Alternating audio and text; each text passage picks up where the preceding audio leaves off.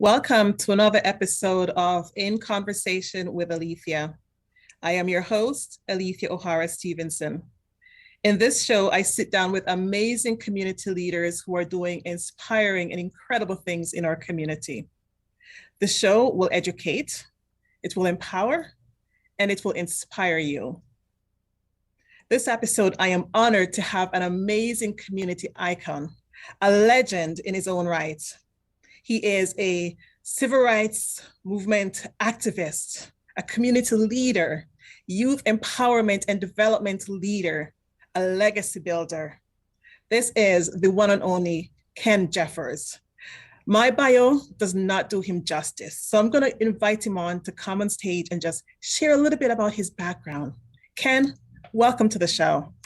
Thank you very much for having me. Well, how are you doing, first of all? Yeah, I'm doing pretty good. I am, sort of a little bit homebound, which is not my preference right now, but it's a sign of the times, Right. But I am not absolutely restricted and limited. Freedom is something that I treasure. So I do move with caution and protection. So yes, thanks for asking. Wonderful. So I know you have a very rich history, and I know you have a Trinidadian roots. And when we had our pre-conversation, you spoke fondly of your father and the legacy that he built and left behind, and how that has shaped you. Can you touch on that a little bit and just give the audience a sense of young Ken and that legacy that Dad established in Trinidad? Well, it was my dad, in addition to my dad's dad and so forth, my family basically, right? My background has been one that's, for me, is very inspiring.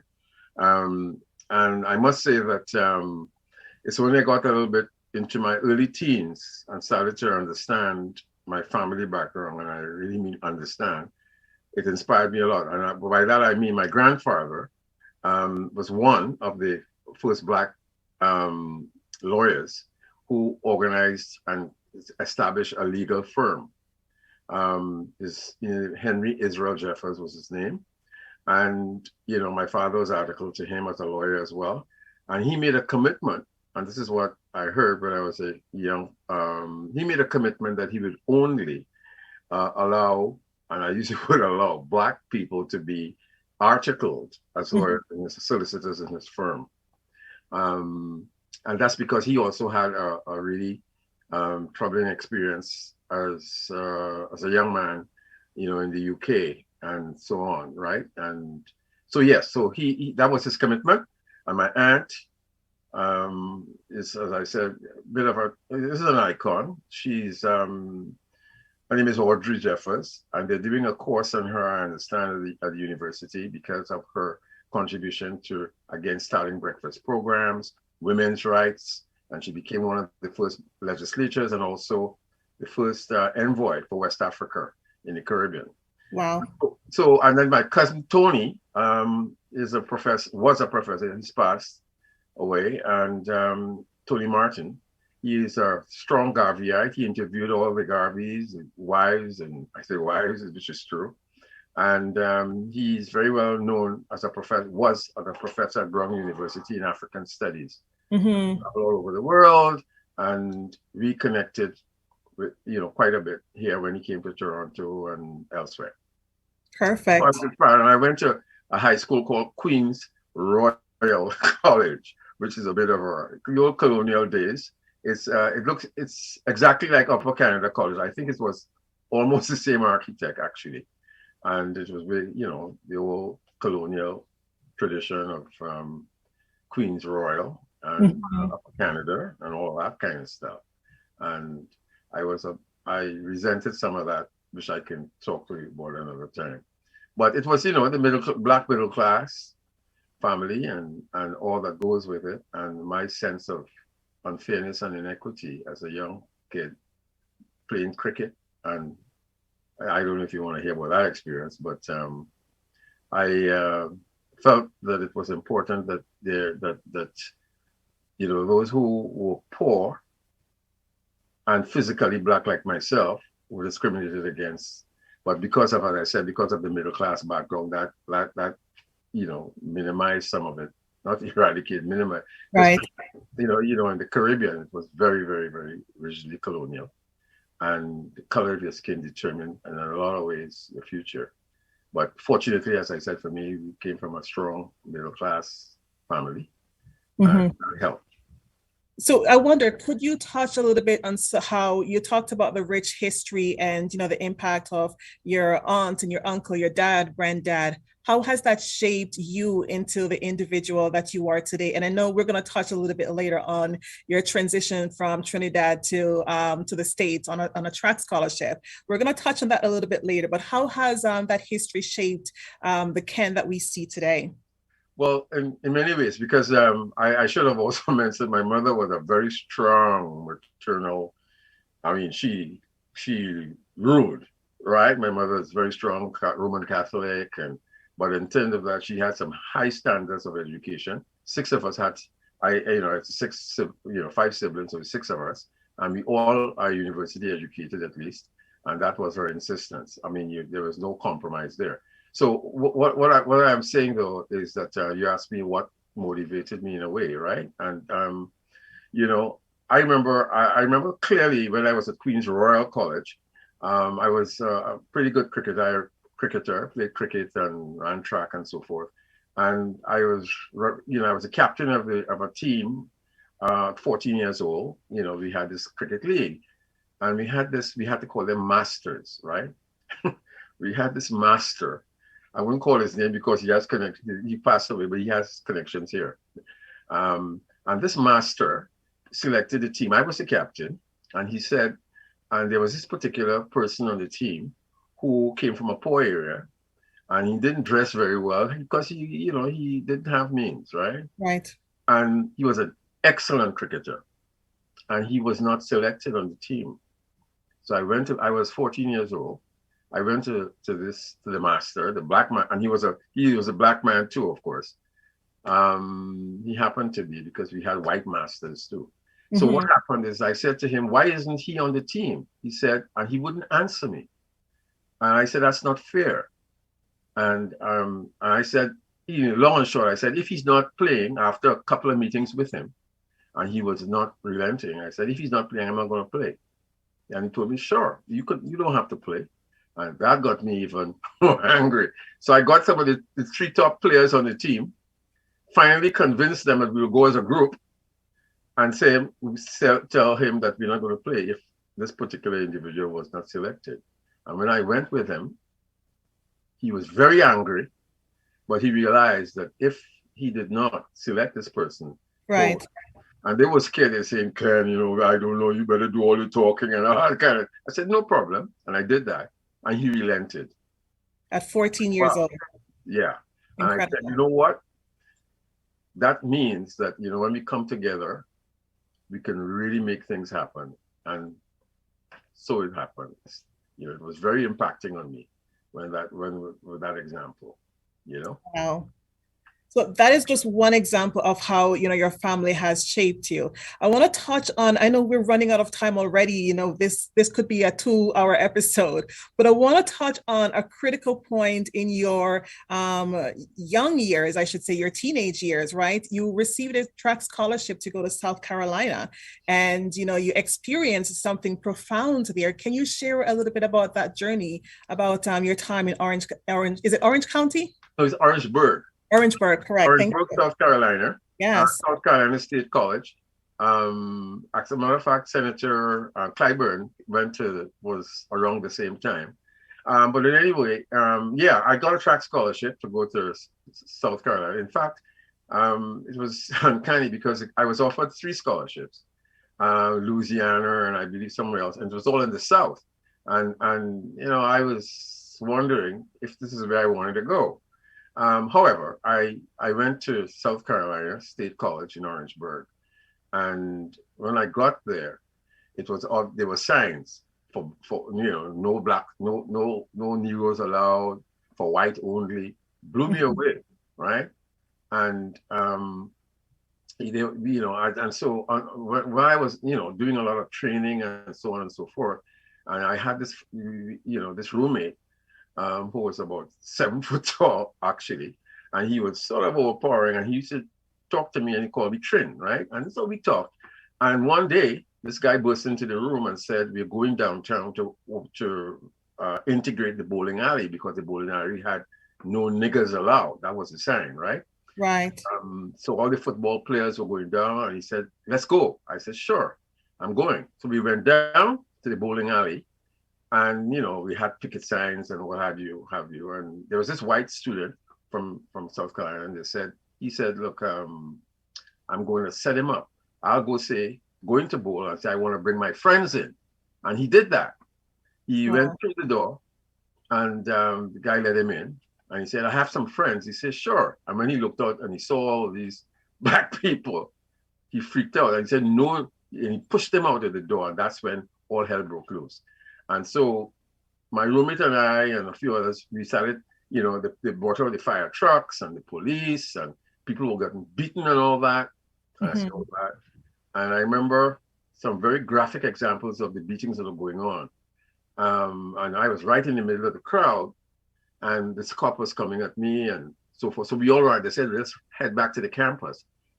I hope I'm covered by the statute of limitations by saying this, but we were going back to the campus and we started to overturn cars and break windows. We were angry, and it was really crazy. And when we got back into the campus, of course, that's when it started. We said we wanted to go meet in the hall, and the head of the South Carolina state said, "No, you can't do that." We said, "We'll break the door down." And, Wow. he opened the door and we had this meeting there, and we decided that we were going to protest in the city. And it all started. And my friend, we used to burn bonfires for the next few nights out at the edge of the campus where my dorm was, and sing soul songs around it. And the cops, they call them State Law Enforcement Division, SLED Hmm. officers, with the guns every night there in the air, right? Right. And I was going out there. We were sort of taunting them and singing our songs. And I got very ill. It never happened to me before. And my mother said I was her prayers. And I was right in the room, and someone said, Smithy came in my room, my friend, and he said he wanted his knife. I said, "What are you going to do with a knife? Because these guys have guns." He said, "No, no, no, Trin. I'm going, to protect myself and our people." So he Right. goes down there, and I'm sick in this blanket waiting. And then someone says, "Ken, come and see what's going on." When I looked, I saw the officers were getting very, anxious. It looked like. And Smithy threw something on a Coca-Cola sign or some sign, and it broke, and one of the splinters cut the guy in his face. It's a small cut. And he said, this is what I was told, Wow. "Let's kill those niggers." And they started shooting at all the students. And I came out on the steps, and I didn't realize what was going on. Many things happened, which of course we can't, don't have the time to get into. But I was very angry because when I was on the steps of Lumen Hall, which is now, I understand, a historic place, dorm. When I was in the steps there, when I heard the bullets, they were pushing around and somebody said, "Hit the ground." And I hit the ground, and there was this high school kid. I didn't know him very well. All I knew, he used to come up to the stadium, and he was a very good young football player. He was I guess, about 16 years old at the time, or 15. And he was I would say about 30 yards away. And I saw him got shot in his neck. I saw this blood. And that Wow. that really came out. And then someone said, "Go back into the dorm, go back into the dorm." And we crawled back in. And I remember standing, because some of it gets a little hazy. I remember standing there extremely angry and telling them, the folks there, that let's go and people are dying out there. Let's go put them in the ambulance. And the ambulance refused to come on campus because they said Hmm. that we were shooting at them, which was a lie. And I got, let me put it this way, I heard that, and I say because it gets really fuzzy, it was really in a state of anger I've never experienced. And I said, let's go and get them. And they were holding me back. And because then somebody came in and said, Smitty, he's dead. I said, no. He said, yes, Smitty is dead. Because he got to the hospital and apparently he was calling for his mom and so forth and prayers. He was a very, very religious guy. Right. And you know, according to some what I was told, they took their time, as I said. So I just I lost it quite a bit. And my roommate, who was Smitty's very good friend, because Smitty was, as I said, just an hour before or whatever. And he brought 4 or 5 of us in our room. And he said, we've got to take some revenge. I said, well, what do you want us to do? What should we do? He said there was this guy white guy who comes to change the machine every morning. You know, the pop machine. You're gonna have to take him out. What that meant for me at the time, and I said, you know, because you know, violence is very intoxicating. Yes. And it really is. And unless you're there, you wouldn't, you know, really, you know, get the full impact of it. And without thinking, 6 of us sat there waiting till the morning for this guy. I didn't know what was going to happen. And people had assorted things in their hands, which I won't go into right now, waiting on it. He never did come, which was the grace of God, because I don't know what would have happened. And then someone said, later on, you know, with all the, you know, it was really, you know, you could smell the gun smoke in the air and all that. Some people thought some of us were hit, right? And, you know, it was a lot of panic and people wanted to go home from the campus. And you're calling and saying, Mom, I want my gun. And I mean, this is the first time I really saw all of that, right? And then the football player came into the room. He said, all of the athletes have decided they're going to run to Columbia to protest. Are you ready? Are you going to come? I said, yes. I was injured. My knee, I had a bad knee. Well, I got injured, my hamstring. And I said, you know what? I'm going anyway. And that is how we decided to go. And then we got a call that the KKK had heard that, you know, we were going to do this. I don't know how true that was, but I said, you know, we all going. Some people, the coach came into my room, one of the coaches, he said, that's not on my training schedule. So if you go there, you could you sacrifice the scholarship. And I said, well, you know what? You can keep the scholarship. I'm going. And so we left that morning at 3 o'clock. It ended up with 6 of us because a lot of the football players were scared to go, and some of the athletes.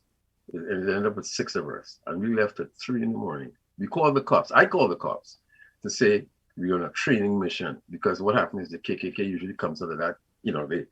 So we started running at 3 in the morning, and this coach came in and he said he's going to drop us to the median highway, and he did, basketball coach.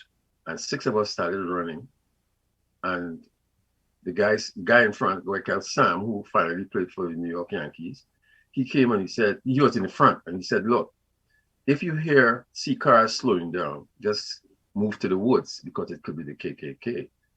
And so we started running, and this car slowed down. And, you know, and the person shouted, where are you going? You know, stop. And he said, no.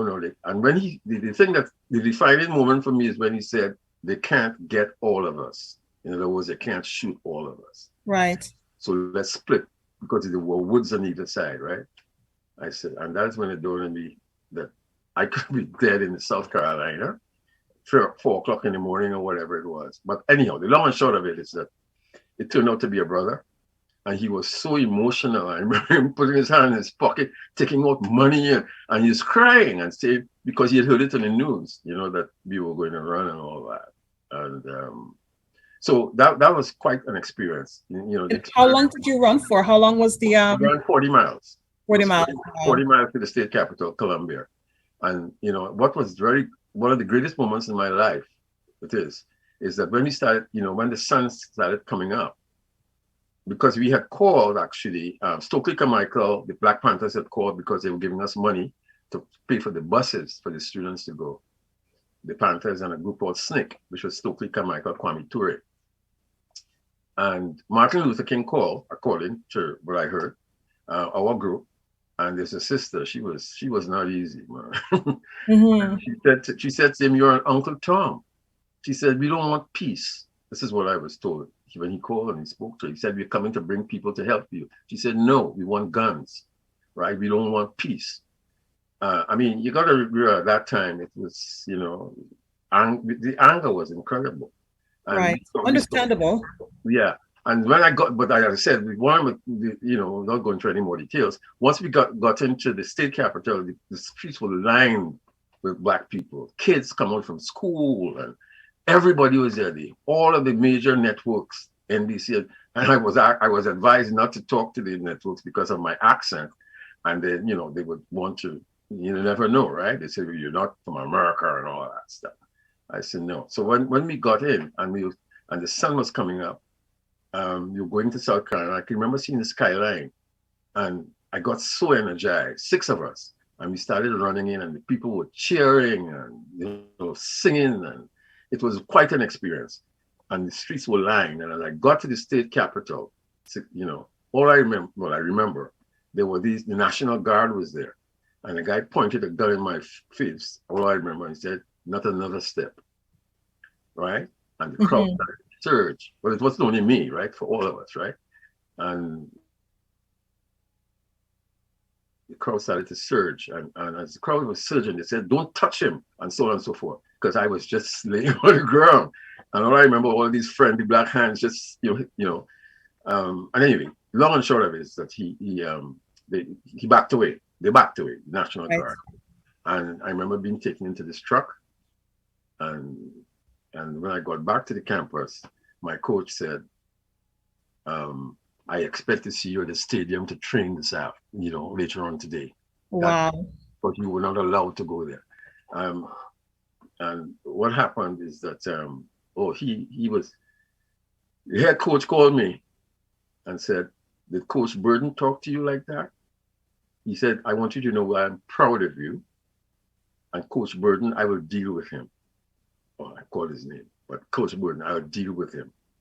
And don't you worry, you could never lose this call. And he was giving me a lot of stuff, And I went down to the campus, actually, the stadium, and I told some of the brothers and sisters, and they all walked with me that day to tell Coach Burden, but I won't go through the details.